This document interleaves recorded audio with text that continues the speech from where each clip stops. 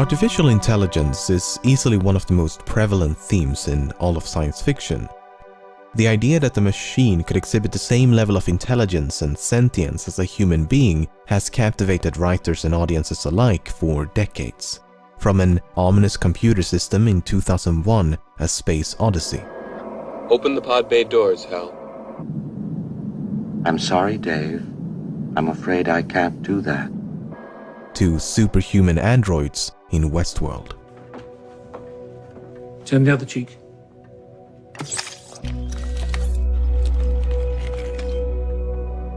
This captivating subgenre of science fiction has experienced a diverse range of depictions. But fiction has a habit of romanticizing certain aspects, such as the frequent inclusion of humanoid robots. Building a robot in pursuit of AI is a bit like constructing the chassis of a car before the internal combustion engine was even invented.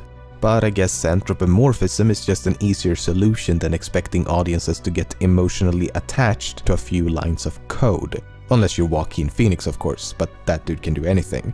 In recent years, a few outspoken intellectuals such as Elon Musk, Sam Harris, Stephen Hawking, Nick Bostrom to name a few, have voiced genuine concerns for the rise of artificial intelligence as brilliant minds across the globe are competing to retrace the hundreds of millions of years of evolution that resulted in the human brain. And while many experts have no doubts about machines' ability to achieve human-level intelligence at some point in the future, just as many believe it to be an impossibility. And perhaps it is. Perhaps we are incomprehensibly complex in such a way that we cannot do what nature has done to us. Then again, if random mutations can lead to intelligence, how hard can it be? In fact, even though evolution had a hell of a head start, machines have already surpassed us in some limited domains. Take the two popular board games chess and Go. The best human chess and Go players in the world have been defeated by artificial intelligence. Just think about that. No human player will ever again become the best at either of these two games. No matter how hard you try, even if you dedicate your entire life to become the best player you could possibly be, it will never be enough. Luckily for us, there's a lot more to the human condition than chess and Go, but is it that dubious to think that more general talents and abilities could be rendered equally obsolete? Assuming it's possible, what happens when machines become more competent at performing any and all physical and mental labor? If AI becomes more competent in every regard, then what purpose or function would be left for us to serve? The music playing in the background of this video was entirely composed by a machine.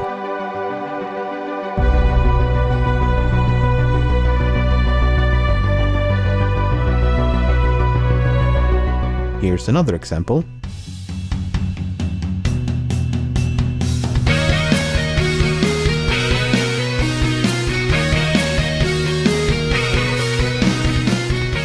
How about some acoustic guitar?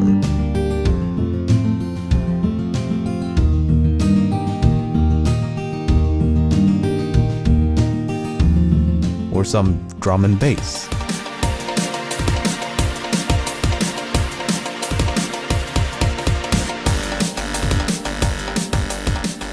It's quite impressive, but then take a listen to this.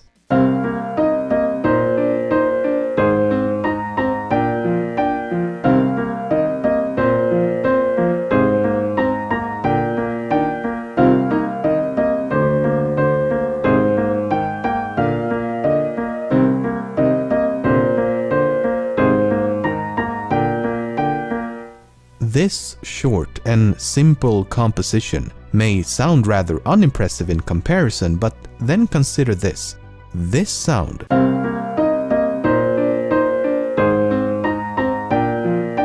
is not the sound of a piano. The sound itself, the waveform itself, was created by an AI in an effort to mimic the sound of a piano.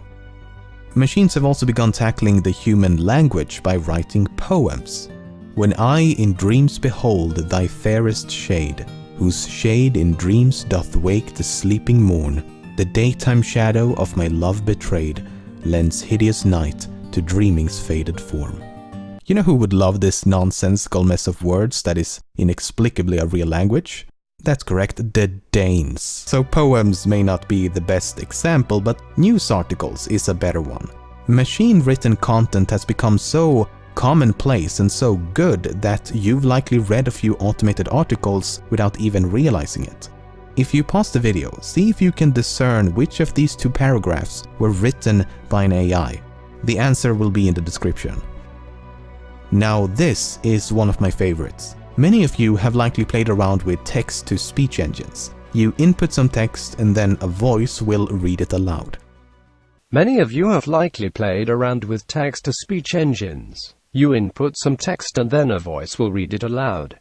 Please send help. Up until now, this has been accomplished by having a voice actor read a long series of sentences and words. Then you splice the syllables into tiny samples before attempting to stitch and morph them back together. Artificial intelligence can not only do this in seconds, but can also produce a more natural-sounding speech. Let's take a listen. The Blue Lagoon is a 1980 American romance and adventure film directed by Randall Kleiser. The Blue Lagoon is a 1980 American romance and adventure film directed by Randall Kleiser. Aspects of the Sublime in English Poetry and Painting, 1770 to 1850. Aspects of the Sublime in English Poetry and Painting, 1770 to 1850. It can also produce human-like gibberish. Sådan et uforståeligt jag står till man på den platsen och det tar det jag det för den där kan det bli så. I'm trust. Finally an eckart. Preferred, so again, like then, the house is a phone. There's, like, is it today? So, how does it work? Well, as you can imagine, it's complicated, and that's a severe understatement, but let's use an analogy. Think of a human infant. An infant doesn't really know or comprehend anything. It's just an oblivious sack of meat that occasionally moves around and screams a lot. Nevertheless, the human brain must be doing something, right? I mean, it's not dead, so what's happening? Well, for the most part, the brain will be searching for patterns, systematically attempting to identify recurring events in an effort to make sense of the world. Colorful toys equals fun. Vegetables, not so fun. If mommy and daddy can speak, maybe I can speak. If they can walk around on 2 feet, maybe I can too. A few years of this repetitive learning process and we can go from this to this, and even this, and unfortunately this. You don't want that. This is essentially what machine learning is all about. You create a simple mathematical model of the human brain and then you feed it a bunch of information. This artificial neural network will then attempt to make sense of this information by learning from past mistakes and imitation. The result is this natural evolution that no human could ever manually program. And there's really no reason why this system could not be scaled up to human levels and beyond. A limiting factor of the human brain is that it has to fit inside a cranium.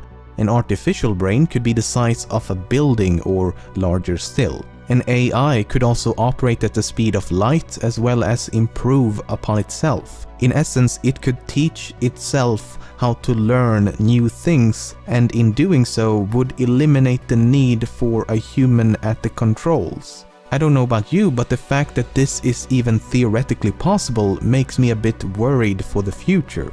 There is a genuine cause for concern, as lost in this idealistic quest for improvement is the function of humanity itself. If we render the species incompetent, what's to prevent artificial intelligence from recognizing that incompetence and taking control? Because how do we control something that is more intelligent than us? It would be like a colony of ants attempting to control even a single person. It just isn't believable. And elaborating upon that analogy, think about the way we treat ants. Most of us don't have some deep hatred for ants, but if they are ever in the way of something that we want to accomplish, we could not care less about their existence. And even if we did care, how would we explain to them that they need to move because we want to construct a building or something? Attempt to explain to the millions of animals living in the jungle the geopolitical and socio-economical reasons for why we continue to destroy their home.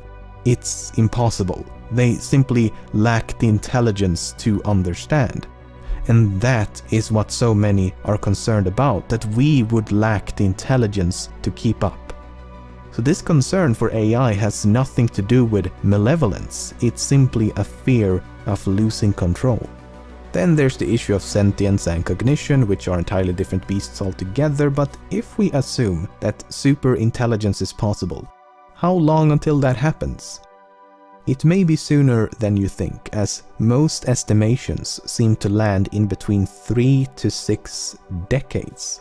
So within this century. But I mean, it's just estimations, so who knows? No one can predict the future. We don't know, to be honest.